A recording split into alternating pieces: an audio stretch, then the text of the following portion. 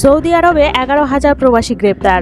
Saudi আরবে আইন ভঙ্গের অভিযোগে 16,616 জন প্রবাসীকে গ্রেপ্তার করা হয়েছে। 15 থেকে 21 আগস্ট স্বরাষ্ট্র মন্ত্রণালয় অভিযান চালিয়ে তাদের গ্রেপ্তার করে। সৌদি রাষ্ট্রীয় বার্তা সংস্থা সৌদি গ্যাজেটের এক প্রতিবেদন থেকে এই তথ্য জানা যায়। প্রতিবেদনে বলা হয়, গ্রেপ্তারকৃতদের মধ্যে 11,022 জন আবাসন আইন লঙ্ঘনকারী, 4,216 জন সীমান্ত সুরক্ষা আইন লঙ্ঘনকারী এবং 2,378 জন শ্রম আইন লঙ্ঘনকারী হিসেবে অভিযুক্ত। এছাড়া অবৈধভাবে সীমান্ত পেরিয়ে সৌদি আরবে প্রবেশের চেষ্টার সময় গ্রেফতার হয়েছেন 883 জন। তাদের মধ্যে ইয়েমেনি 41%, ইথিওপিয়ান 58% এবং অন্যান্য দেশের 1% নাগরিক রয়েছেন।